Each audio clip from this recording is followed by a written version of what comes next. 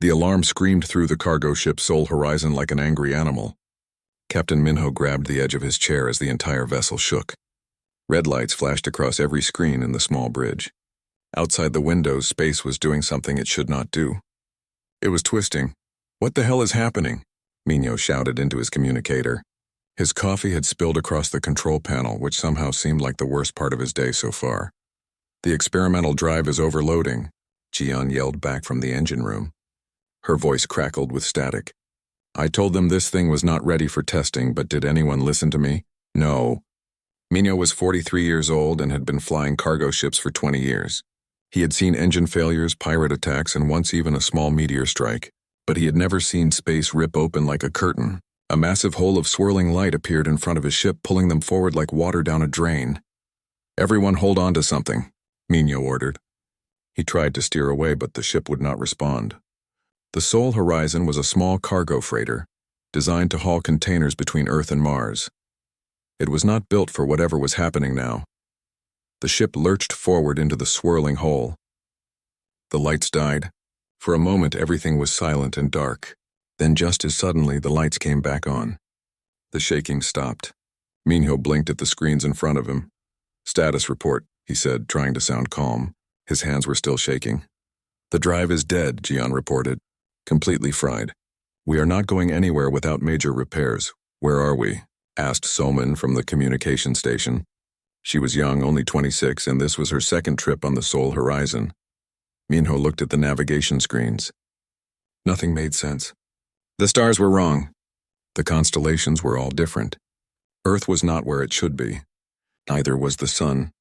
"I have no idea," Minho said slowly. "Run a scan. Find out what we are looking at." Before Somin could respond, the proximity alarm began beeping. Minho looked up at the main window and felt his stomach drop. Ships were appearing around them. Not small ships. Huge ships. Ships the size of cities. There were dozens of them arranged in perfect formation. Each one was covered in glowing blue lights and strange symbols. They looked like someone had taken a mountain and taught it to fly. The sole horizon, which had seemed like a decent-sized vessel back near Earth, now looked like a tiny insect next to these monsters. Captain?" Minho called from the security station. The former military man sounded nervous, which was unusual for him. "We have a lot of weapons pointed at us right now." "A lot? Are they charging weapons?" Minho asked. "No. But they could destroy us in about half a second if they wanted to." Soman suddenly jumped in her seat. "Captain, I am receiving a transmission. It is being translated automatically somehow. They want to talk to us. Put it through," Minho said. He straightened his uniform and tried to look professional. First contact with an alien species was supposed to be a big deal, according to all the training videos he had watched years ago. He wished he remembered more of them. A face appeared on the main screen. It was definitely not human. The alien had 4 eyes arranged in a square pattern, skin that looked like blue metal, and a mouth that opened sideways. It wore what looked like a military uniform covered in medals and symbols. "Unknown vessel," the alien said. Its voice was deep and mechanical. "You have entered the sovereign territory of the Keltharian Galactic Empire without authorization. Identify yourselves immediately." Minho cleared his throat. "This is Captain Minho of the cargo freighter Sole Horizon, registered on Earth. We did not mean to enter your territory. Our experimental drive malfunctioned and brought us here by accident. We apologize for any inconvenience." The alien was silent for a moment. All 4 of its eyes blinked at once, which was deeply unsettling to watch. "Earth? We have no record of a world called Earth in our database. What system are you from?" "The Sol system," Minho replied. "Third planet from the star. We are about 8 light minutes from our sun normally." The alien consulted something off-screen. "There is no Sol system in any known sector of the galaxy. You claim to be from an unregistered world. This is highly irregular." Junho leaned over and whispered to Minho, "I think we might be really far from home, Captain." Minho nodded slightly. "How far is really far?" "Probably thousands of light years. Maybe more." The alien on the screen spoke again. "By the authority of Imperial Admiral Vexathon, you are ordered to power down your weapons and prepare to be escorted to the capital world for processing. Any resistance will be met with immediate destruction." Minho looked at Junho. "Do we even have weapons?" "We have 2 defensive laser cannons. They are designed to shoot small asteroids. I do not think they would even scratch those ships. Minho turned back to the screen. We do not have any weapons worth mentioning, Admiral. We are a cargo ship, not a warship. We will cooperate fully. We just want to repair our drive and go home. Admiral Vexton seemed surprised by this answer. You are not afraid? Afraid of what? Minho asked honestly. You have not threatened us yet. You just asked us to follow you. That seems reasonable. The alien admiral was silent again. In the background of the transmission, Minho could hear other aliens talking in a language the translator was not catching. They sounded confused. This is the Keltharian Empire, the admiral said slowly as if explaining something to a child. We control 10,000 worlds. Our ships can destroy planets. Our empire has existed for 5,000 of your years. You should be terrified. Minho thought about this for a moment. Then he shrugged. That is very impressive, Admiral. But we are still just a cargo ship that got lost. Being terrified will not fix our engine. Can you help us with repairs, or should we try to fix it ourselves? Jian had been listening to the conversation from the engine room. Her voice crackled through the intercom. Captain, I have been scanning their ships while you were talking. Their power distribution is terrible. These massive vessels are wasting about 60% of their energy output. Who designed these things?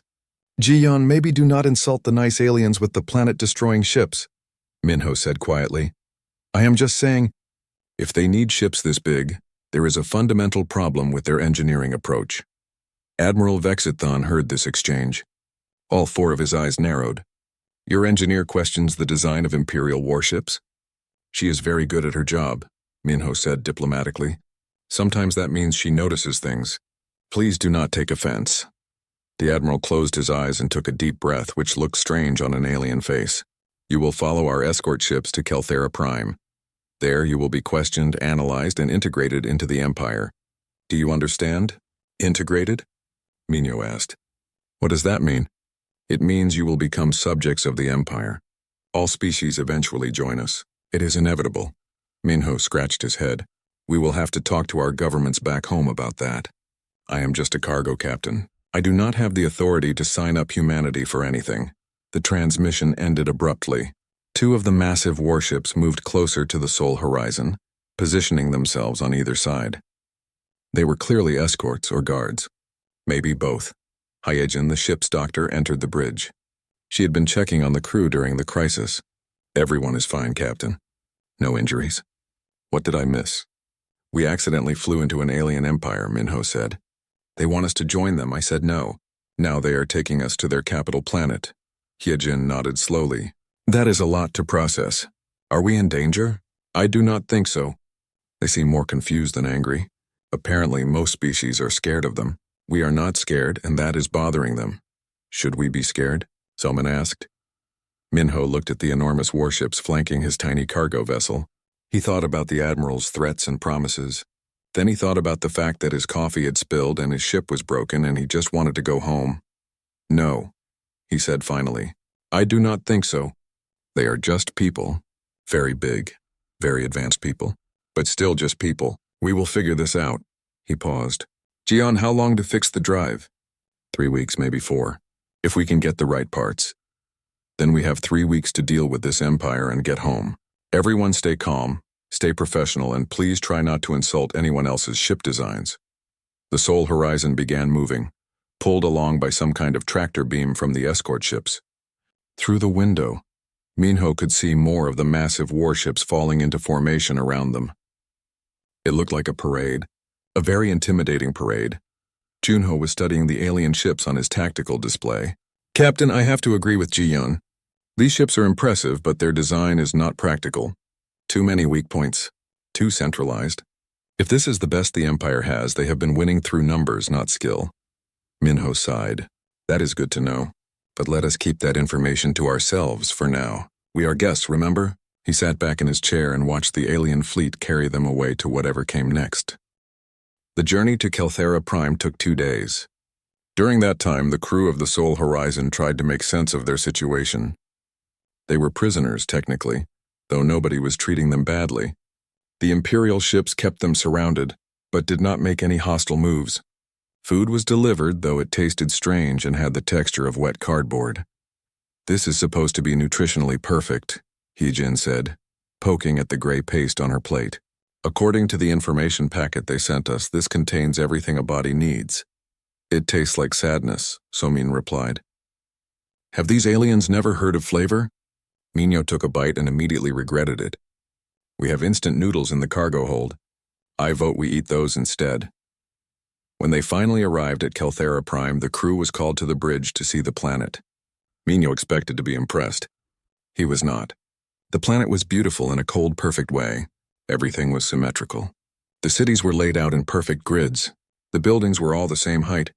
It looked like someone had designed it on a computer and forgotten to add any personality. It is very organized, So-min said carefully. It is boring, Ji-yeon said bluntly. Where are the parks? The irregular streets? The old neighborhoods? This place has no character. They were escorted to the surface by a squad of Imperial guards. The aliens were tall, covered in armor, and carried weapons that hummed with energy. They did not speak. They just pointed where the humans should walk. Minho found it all very dramatic and unnecessary. The landing platform was enormous, designed to accommodate ships 10 times the size of the Seoul horizon. Everything was made of white stone that seemed to glow slightly. In the distance, Minho could see towers stretching into the sky, each one identical to the next. Hover vehicles zipped between them on invisible tracks. Why are those buildings so tall? Yunyo asked. Most of them look empty. One of the guards finally spoke. Its voice came through a translator device built into its helmet. The towers represent the glory of the Empire. They show our dominance over the sky. But what are they used for? Hunyo pressed. The guard seemed confused by the question. They represent glory, so they are empty, Minho asked. They serve their purpose, the guard said stiffly, and refused to answer any more questions. They were taken to a processing center, where Imperial officials tried to figure out what to do with them. The humans were asked hundreds of questions. Where did they come from? How many humans existed? What weapons did they have? How did they travel faster than light? Minho answered honestly. Earth was about 38,000 light-years away, give or take. There were about 12 billion humans. Their weapons were mostly for defense. Their FTL technology was experimental and had clearly malfunctioned. The Imperial officials seemed disappointed by all of this. They had expected humans to be either a massive threat or a primitive species worth conquering. Instead, they were just regular people with a broken spaceship. After hours of questioning, they were finally allowed to rest. They were given quarters in what the aliens called a guest facility, but what looked like a very fancy prison. The rooms were clean and comfortable, but there were guards at every door. Minho did not like it, but he was too tired to complain. He lay down on a bed that was too hard and stared at the ceiling that was too white. He missed his messy little apartment back on Earth. The next morning they were summoned to meet the Emperor. Minho put on his best uniform, which was not very impressive. It was just a standard captain's jacket with a few patches on it. The Imperial guards who came to collect them looked like they were dressed for a war. The contrast was almost funny. The throne room was the most over-the-top thing Minho had ever seen. It was the size of a football stadium. The walls were covered in gold and precious stones. Holographic displays showed images of Imperial victories throughout history. There were thousands of courtiers standing in perfect rows, all dressed in elaborate robes. At the far end of the room, sitting on a throne that looked like it had been carved from a single crystal, was Emperor Thulkar. The Emperor was larger than the other aliens, with 6 arms instead of 4 and a crown that floated above his head using some kind of anti-gravity technology. He looked down at the humans with an expression that might have been curiosity or contempt. Minho could not tell. A herald stepped forward and began reading from a scroll. The speech was very long and very boring. It talked about the history of the Empire, the greatness of Emperor Thulkar, and the honor being bestowed upon the humans by this audience. Minho tried to pay attention, but his mind wandered. He started counting the number of guards in the room. He stopped at 50 and gave up. Next to him, So-min was doing her best to look respectful. Ji-yeon was studying the architecture with a critical eye. Hunyo was watching the guards with professional interest. Yejin looked like she wanted to take a nap. Minho felt the same way. Finally, after what felt like hours, the Emperor spoke. His voice was amplified somehow, booming through the massive chamber. Humans of Earth, he said. You stand before the throne of the Keltharian Empire. Your arrival in our space was unexpected. But the Empire welcomes all species who show proper respect. You will be integrated into our civilization. You will be given a place among the lesser species.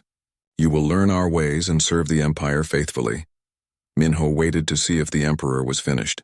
When the silence stretched on, he realized it was his turn to speak. He stepped forward, ignoring the gasps from the courtiers.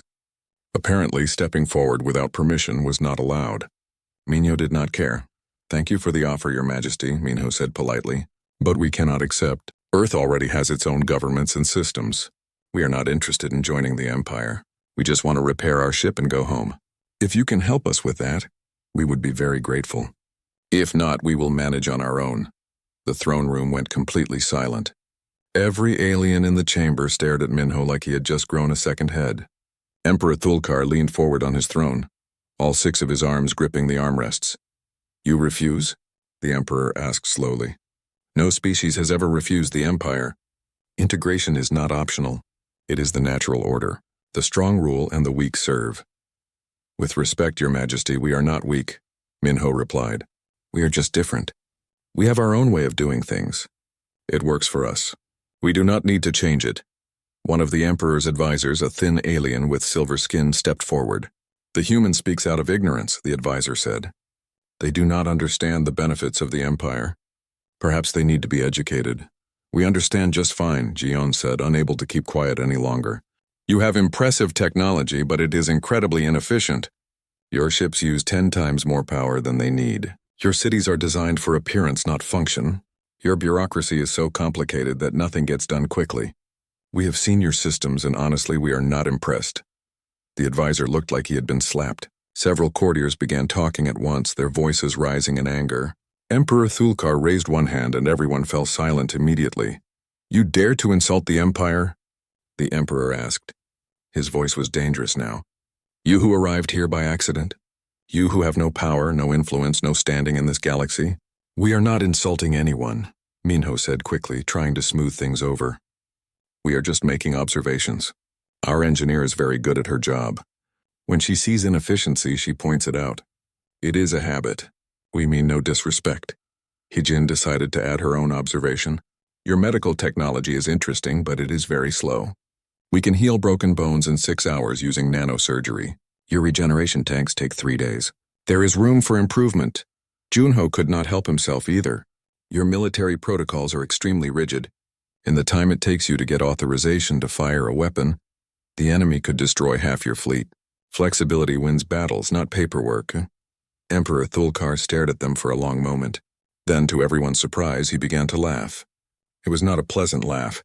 It was the laugh of someone who had just been challenged and was looking forward to proving the challenger wrong. "You are either very brave or very foolish," the Emperor said. "I cannot decide which. Very well. If you are so confident in your abilities, you will have a chance to prove yourselves. High Counselor Zethra will arrange a series of trials. If you succeed, I will consider your request to leave. If you fail, you will accept integration into the Empire without further argument. Do you agree?" Minho looked at his crew. They all nodded. What choice did they have? "We agree," Minho said. "Excellent," Emperor Thulkar said. "This should be entertaining. You may go." He waved one hand dismissively. The guards immediately surrounded the humans and began escorting them out. As they left the throne room, Minho heard the Emperor speaking to his advisors. "Place bets on how long they last. I give them 2 days before they beg to join the Empire." The sound of laughter followed the humans all the way down the hall. High Counselor Zethra was not a patient alien. She was tall and thin, with skin that shimmered like oil on water. She looked at the humans the way someone might look at an annoying insect. Her job was to oversee the trials, and she made it very clear that she expected the humans to fail quickly. "The first trial will be combat," she announced. The crew was standing in a large arena filled with Imperial observers. "You will enter a virtual reality simulation designed to test courage in impossible situations. Most species last 3 minutes. The record is 15 minutes, held by the Krellor warriors. You may choose one person to represent your species." "I will do it," Junho said immediately. As the ship's security officer, combat was his specialty. He had spent 10 years in Earth's military before joining the Merchant Marine. He was good at staying calm under pressure. They put him in a chair that looked like it belonged in a hospital. Wires connected to his head and suddenly his eyes went blank. On a huge screen above the arena, everyone could see what Junho was experiencing. He was standing in the middle of a war zone. Buildings were on fire. Explosions happened all around him. Enemy soldiers, looking like nightmare creatures with too many arms and teeth, were attacking from every direction. The aliens in the audience leaned forward, waiting for Junho to panic. He did not panic. Instead, he immediately ran for cover behind a destroyed vehicle. He picked up a weapon from a fallen soldier and checked the ammunition. Then he started moving, using the rubble and smoke for concealment. "Why is he running?" Zethra asked. "Is he trying to escape?" "He is repositioning," Minho explained. "You do not stand still in a firefight. You move, you use cover, you control the battlefield." Junho moved through the simulation like a ghost. He did not engage unless he had to. He set traps using debris. He found high ground and picked off enemies from a distance. When he ran out of ammunition, he improvised weapons from the environment. After 25 minutes, the simulation ran out of enemies to throw at him. The trial ended. Junho had not only survived but had actually won. When they removed the wires, Junho blinked a few times and looked around. "Did I pass?" The arena was completely silent. The Imperial observers were staring at the screen, which now showed Junho's final statistics. 25 minutes. 0 injuries. All objectives completed using tactics the simulation had never encountered before. "That was adequate," Zethra said stiffly. She clearly did not want to admit that Junho had exceeded all expectations. "The next trial will be engineering. You will repair a broken Imperial reactor using only basic tools." Jian smiled. This was her kind of challenge. They took her to a workshop filled with parts and tools. In the center of the room sat a reactor that looked like a metal sphere covered in pipes and glowing panels. It was not working. Imperial engineers had sabotaged it in specific ways to make the repair as difficult as possible. "You have 3 hours," Zethra announced. "Most species cannot even identify the problems in that time." Jian walked around the reactor once, studying it carefully. Then she grabbed a toolkit and got to work. She did not rush. She moved methodically, testing connections, examining components, and muttering to herself in Korean. The Imperial observers watched her in confusion. She seemed completely relaxed. After 30 minutes, she started removing panels. After an hour, she was rebuilding entire sections. The Imperial engineers began whispering to each other. What was she doing? Some of the changes she was making had nothing to do with the sabotage. After 90 minutes, Jian stepped back and pressed a button. The reactor hummed to life. The panels glowed green instead of red. A display showed the power output. It was 40% higher than the reactor's original specifications. "Done," Jian announced. "I fixed the sabotage and also corrected some design flaws. Your coolant system was routed inefficiently, and the power couplings were using an outdated configuration. It should work much better now." One of the Imperial engineers, a short alien with purple skin, came forward to examine her work. He checked the connections, ran diagnostics, and then looked at Jian with something like awe. This is brilliant. How did you know to do this?" "It is just basic thermodynamics and modular design," Jian said with a shrug. "We learned this stuff in engineering school. Do you not teach these principles here?" The engineer looked embarrassed. "We follow traditional designs. They have worked for thousands of years. Maybe it is time to update them," Jian suggested. Zethra looked even more irritated now. "The third trial will be diplomatic. We have a dispute between 2 of our member species. It has lasted for 3 centuries. You will attempt to mediate a solution." Soman was led to a conference room where 2 groups of aliens sat on opposite sides of a table. They would not even look at each other. A translator gave Somin a summary of the dispute. 2 planets, the Torvan homeworld and the Elix colony, had been arguing about trade routes for 300 years. Each side claimed the other was violating ancient agreements. The situation had almost started several wars. Soman sat down and read through the documents carefully. After an hour, she started asking questions. Simple questions. When exactly did the dispute begin? What were the original agreements? Could she see the original documents, not the translations? It took 3 hours of careful work, but Soman finally found the problem. The original agreement had been written in the Torvan language. When it was translated to Elix, a single word had been mistranslated. That one word changed the entire meaning of a critical clause.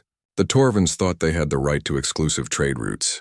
The Alex thought the routes were supposed to be shared. Both sides had been operating on different interpretations for 3 centuries. It was a translation error, Soman explained to both groups. She showed them the evidence. Neither of you was wrong. You were just working from different versions of the same agreement. If you go back to the original text and create a proper translation, the confusion disappears. The Torvin representative looked shocked. The Alex representative looked embarrassed. 300 years of conflict over a simple mistake. They both apologized to each other right there in the room. The dispute was over in an afternoon. Zethra was practically fuming when she announced the 4th trial. You will be dropped on a hostile planet. You must survive for 3 days. The environment is extremely dangerous. Most species require rescue within hours. This time the entire crew went together. They were transported to a planet that was hot, humid, and filled with aggressive plant life. The air was breathable but smelled like rotting vegetation. Strange animals made threatening sounds from the jungle. It was objectively a terrible place. Minho looked around and smiled. This reminds me of camping trips in Southeast Asia. Remember that time we got lost in the jungle near the Mekong River, Junho? That was fun, Junho agreed. Okay, team. Let us find water first, then build a shelter. They moved through the jungle with practiced efficiency. Hyejin identified which plants were safe to touch. Soman found a stream and tested the water. Junyo cleared an area for their camp and built a fire. Jiyeon rigged up a water filtration system using parts from their emergency kit. Within 6 hours, they had a comfortable camp with clean water, a cooking fire, and a shelter made from jungle plants. On the 2nd day, they explored their surroundings. They found fruit that was safe to eat. They caught fish from the stream. They even started a small garden, planting seeds from the emergency kit. By the 3rd day, they had a fully functional camp with food, water, and shelter. When the rescue ship arrived, they were sitting around the fire, cooking fish and telling stories. The rescue team, a group of Imperial soldiers in environmental suits, stared at the camp in disbelief. One of them removed his helmet. What is all this? Lunch, Minho said cheerfully. Would you like some? We caught more fish than we can eat. The soldier looked at his commander. The commander looked at the camp. Then he looked at his scanner, which confirmed that the humans had not used any advanced technology. They had done all of this with basic tools and knowledge. This is unprecedented, the commander said slowly. When they returned to Kelthera Prime, the crew was taken directly to the Emperor's throne room. Emperor Thulkar looked at them with an expression that might have been respect or might have been annoyance. It was hard to tell. You have passed all 4 trials, the Emperor said. This has never happened before. Every other species that attempted these trials has failed. You have demonstrated abilities that we did not expect. You have shown us techniques that we did not know. You have solved problems that we could not solve. Thank you, Your Majesty, Minho said. Does this mean we can repair our ship and go home? Emperor Thulkar was silent for a long moment. Then he leaned forward on his throne. Perhaps. But first we have a problem, and I think you might be able to help us solve it. Emperor Thulkar stood and walked down from his throne. This was apparently a big deal because every alien in the room gasped. Emperors did not walk down to meet with visitors, but Thulkar did. He stopped a few meters away from the humans and looked at them carefully. The Empire is at war, he said quietly. We have been fighting for 40 years against an enemy called the Vrak Swarm. They are a hive mind species that consumes entire planets. They adapt quickly to our tactics. Recently, they have begun winning.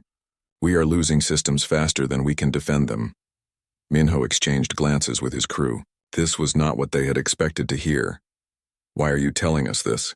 Minho asked. Because you have shown us that we have become complacent, the Emperor said. The word seemed difficult for him to admit. Our tactics have not changed in centuries. Our strategies are predictable. You have demonstrated abilities that we thought were primitive but are actually effective. I'm asking for your help, not as subjects of the Empire, but as consultants. What is in it for us? Yunyo asked bluntly. We will repair your ship. We will give you detailed maps of the galaxy so you can find your way home. We will provide you with supplies and upgraded technology. And if you can help us turn this war around, we will ensure that Earth is never threatened by any hostile force in this galaxy. Minho thought about it. They were stuck here anyway until the ship was repaired. And if the Vraks were as dangerous as the Emperor claimed, it might be worth helping to stop them. Who knew if they would eventually find Earth? We will need to see what we are dealing with, Minho said. Show us a battle. Let us analyze how you fight. 2 days later, the crew of the Sol Horizon was on the bridge of an Imperial command ship, watching a battle unfold in real time. The Vrax had attacked an outer system, and the Empire had sent a fleet to defend it. The humans watched the tactical displays in silence, taking notes. The Imperial fleet was massive, over 200 ships arranged in a perfect formation. They advanced slowly toward the Vrax forces, which looked like a swarm of insects on the screen. The Vrax ships were small and fast, darting in and out of range. The Imperial ships fired their massive weapons, but most of the shots missed. The Vrax were too quick. When the Vrax did attack, they hit hard and fast. Small groups of ships would focus on a single Imperial vessel, overwhelming its shields through concentrated fire. Once a ship was disabled, the Vrax would swarm it completely, tearing it apart. The Imperial fleet tried to respond, but their formation was too rigid. Ships could not break away to help each other without losing the formation integrity. After 3 hours, the Imperial fleet was forced to retreat. They had lost 15 ships and accomplished nothing. The Vrax had lost maybe 30 ships, but they had hundreds more. The humans watched the defeated fleet limp away from the battlefield. That was painful to watch, Junho said quietly. Admiral Vexthon, who had been commanding the fleet, turned to look at them. He looked exhausted. I suppose you think you could do better? Yes, Junho said simply. Your tactics are designed for fighting other organized fleets. The Vrax do not fight that way. They swarm. You need to stop trying to outmuscle them and start outthinking them. Explain, the Admiral said. Back on the Sol Horizon, the crew spent the evening analyzing the battle data over instant noodles. Jian had managed to acquire several cases of them from the ship's storage, and they tasted like heaven compared to the Imperial food. The problem is centralization, Jian said, slurping her noodles. The Imperial fleet relies on coordinated commands from a single command ship. If that ship goes down, everyone panics. The Vrax know this and target command ships first. They also fight in that rigid formation, Junho added. Formation fighting works when both sides are organized. But the Vrax are not organized in that way. They are a swarm. You need to break up their swarm, not try to match it with a wall. What about their hive mind? Hijin asked. Can we exploit that somehow? If they are all connected, there must be a weakness. Good question, Minho said. We need to study them more. But I think we have enough information to make some recommendations. The next day, they presented their ideas to Emperor Thulkar and his military council. The throne room was packed with Imperial admirals, all looking skeptical. Minho stood in front of them with a simple holographic display showing his proposals. First, Minho said, stop using massive formations. Break your fleet into smaller, independent task forces. Each task force should have its own command structure. This way, if one group is attacked, the others can respond flexibly without waiting for orders from a central command. Several admirals began objecting immediately.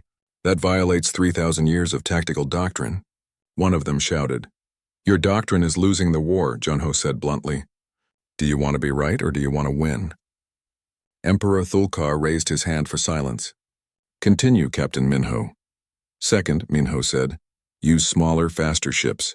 Your massive warships are impressive, but they are slow and expensive. The Vrax can swarm them easily. Build smaller ships that can match the Vrax for speed. Use hit-and-run tactics. Do not try to fight them head-on. Third, Jian added, fix your power distribution. If you make your ships more efficient, you can build twice as many ships with the same resources. Quantity matters in a war like this. Fourth, Hijin said, study the Vrax biology. They are a hive mind, which means they probably have a central coordination system. Find that system, disrupt it, and the swarm will fall apart. The admirals were quiet now, thinking about the proposals. Finally, one of them spoke up. These tactics are unconventional, but we have tried everything else. I say we give the humans a chance to prove themselves. Emperor Thulkar nodded. Agreed. Captain Minho, you will be given command of a small task force. You will implement your tactics in a real battle. If you succeed, we will adopt your strategies across the fleet. If you fail, well, you tried. 3 days later, Minho found himself on the bridge of an Imperial cruiser that had been modified according to his specifications. The ship was smaller and faster than the massive warships. It had better power distribution thanks to Jian's improvements. Most importantly, It had a crew that Minho had personally trained in human tactics. The task force consisted of 20 ships, all similar in design. They were heading toward a Vrak staging ground, a place where the enemy gathered before launching attacks. Intelligence suggested there was a large hive ship there, possibly one of the coordination nodes that He-Agent had theorized about. "Remember," Minho said over the fleet communication channel, "we are not here to fight the entire swarm. We are here to hit them hard and fast, then get out. Focus on the hive ship. Ignore the smaller ships unless they directly threaten you. Stay flexible, stay mobile, and trust your training." The task force dropped out of faster-than-light travel right on top of the Vrak staging ground. The enemy was caught completely off guard. The human-designed ship zipped through the swarm, firing on the move. They did not try to hold formation. Each ship moved independently, supporting the others when needed but never staying still. The Vraks tried to swarm individual ships, but the humans had anticipated this. When a ship was targeted, it would retreat while others covered it. The Vraks could not pin anyone down. They were used to enemies that stood and fought. The humans refused to cooperate. After 15 minutes of chaotic fighting, the task force reached the hive ship. It was enormous, easily 10 times the size of their cruisers, but Jian had analyzed its design and found the weak points. The task force concentrated fire on the ship's central structure. Within minutes, the hive ship began breaking apart. The moment the hive ship was destroyed, something strange happened. The Vrak swarm stopped moving in coordination. Individual ships began flying erratically, bumping into each other. The hive-mind connection was disrupted. The humans had been right. "All ships disengage and retreat," Minho ordered. Mission accomplished. The task force jumped back to faster-than-light travel, leaving the confused Vraks behind. They had destroyed a major staging ground, eliminated a hive ship, and lost only one vessel. It was the Empire's first real victory in years. When they returned to Kelthera Prime, the humans were greeted like heroes. Emperor Thulkar personally congratulated them. The admirals, who had been so skeptical before, were now asking for detailed explanations of every tactic the humans had used. The war against the Vraks was finally turning around. The news of the human victory spread through the Keltharian Empire like a fire through dry grass. Within days, every planet in the Empire knew the story of the strange aliens who had arrived by accident and turned the war around. The humans went from being curiosities to being legends. Everywhere they went, aliens stopped to stare at them. Minho found it deeply uncomfortable. He was just a cargo ship captain. He had never wanted to be famous. But the Empire had other ideas. Emperor Thulkar summoned him to the throne room once, again this time with the entire imperial court present. The ceremony was even more elaborate than the first time. "Captain Minho of Earth," the Emperor announced, his voice echoing through the massive chamber. "You and your crew have done what we could not. You have given us hope. You have shown us new ways to think, new ways to fight, new ways to solve problems. In recognition of your service, the Empire offers you anything you desire. Name it, and it shall be yours." Minho looked at his crew. They were all thinking the same thing. He turned back to the Emperor and spoke clearly. "We want to go home, Your Majesty. We want our ship repaired, and we want safe passage back to Earth. That is all." The court erupted in shocked whispers. The Emperor leaned forward on his throne, all 6 of his arms gripping the armrests. "You would refuse wealth? Territory? A place on the Imperial Council? You could rule entire systems. You could have power beyond imagination?" "With respect, Your Majesty, we do not want any of that," Minho said. "We are cargo haulers. We have families and friends waiting for us back home. We have jobs and responsibilities. We just want to go back to our normal lives." Emperor Thulkar was silent for a long moment. Then, surprisingly, he smiled. It was the first time the humans had seen him smile. "You are remarkable people," he said quietly. "You have everything the Empire values: courage, intelligence, skill. Yet you do not desire power. I do not understand you, but I respect you. Very well, your wish is granted." Over the next 2 weeks, the best engineers in the Empire worked on the Sol Horizon. They did not just repair the damaged warp drive. They upgraded everything. The ship's power systems were rebuilt using Jian's designs. The shields were enhanced. The navigation systems were given detailed maps of the entire galaxy. By the time they were finished, the Sol Horizon was probably the most advanced cargo ship in human history. Jian spent every day in the repair docks watching the Imperial engineers work and offering suggestions. She became friends with several of them, teaching them the principles of efficient design that humans took for granted. By the end of the second week, the Imperial engineers were making improvements to their own ships based on what Jian had taught them. Junho conducted training sessions for Imperial military officers. He taught them about flexible tactics, decentralized command, and asymmetric warfare. The officers were eager students.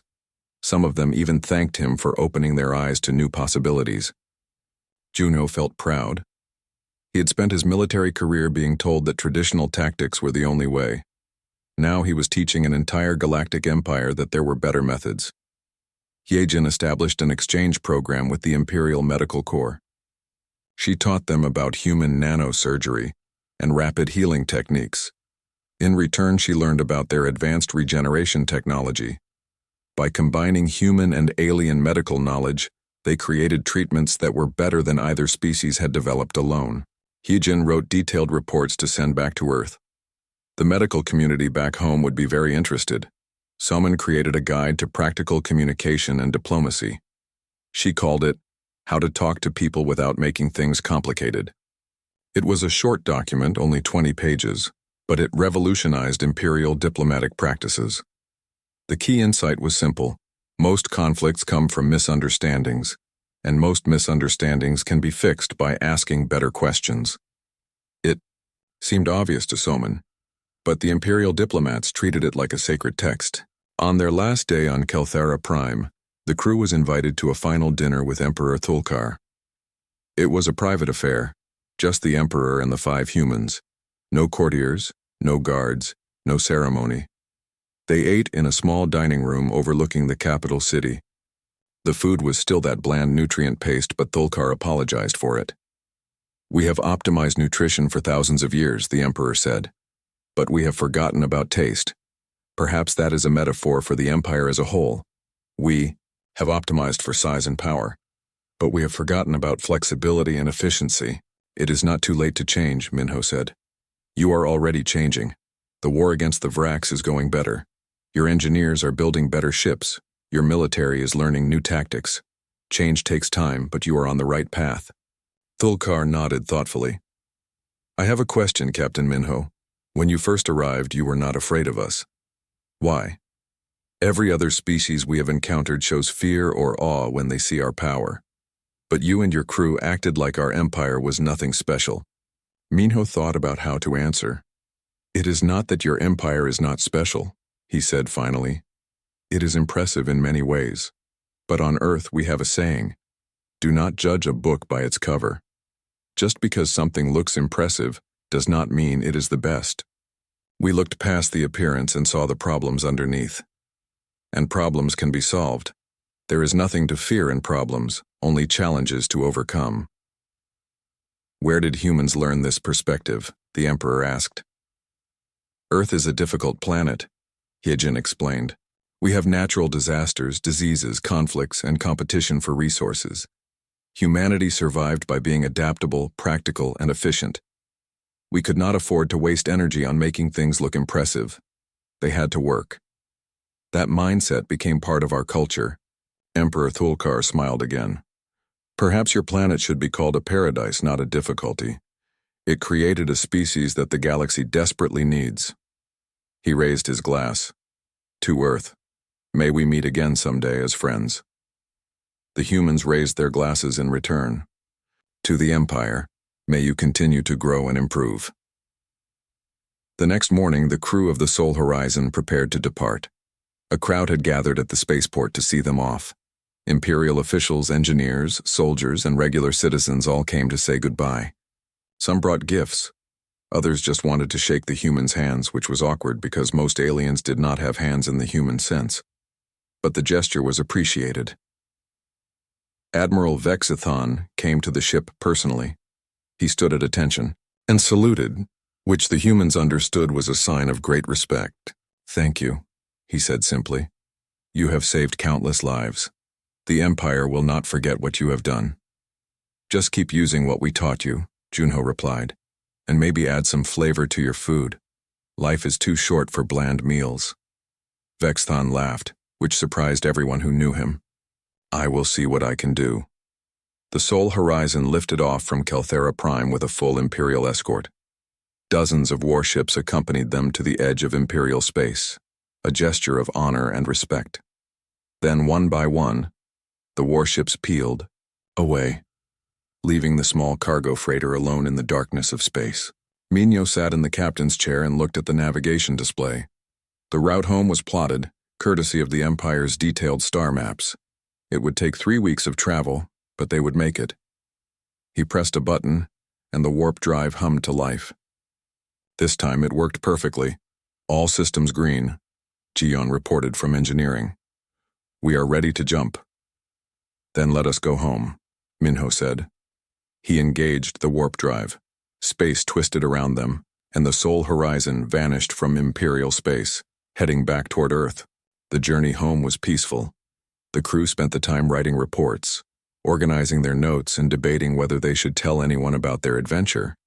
They decided to file a standard report with the shipping company and let the government decide what to do with the information. They were just cargo haulers after all. Saving galaxies was not part of their job description. When they finally emerged from warp space near Earth, Soman let out a cheer. There it was, their home planet, looking small and blue and perfect. The moon was visible nearby and the sun shone brightly in the distance. It was the most beautiful thing any of them had ever seen. Earth Control, this is cargo freighter Sol Horizon requesting permission to dock, Minho said into the communicator. Sol Horizon, this is Earth Control. You are 4 months overdue. We had assumed you were lost. Welcome home. We had some engine trouble, Minho said with a smile. Permission to dock at Orbital Station 3? Permission granted. Good to have you back, Sol Horizon. The ship docked smoothly. The crew gathered their belongings and prepared to disembark. Before they left the bridge, Minho looked at them all. I know we agreed not to make a big deal about this, but I want you all to know something. What we did out there mattered. We represented humanity well. We showed an entire galactic empire that humans are worth knowing. I am proud to have served with all of you. We are proud too, Captain, Hyejin said. The others nodded in agreement. They left the ship together and walked through the familiar corridors of the orbital station. Everything looked smaller than Minho remembered, less grand, but also more real, more alive, more human. He realized something important. The Empire had been impressive,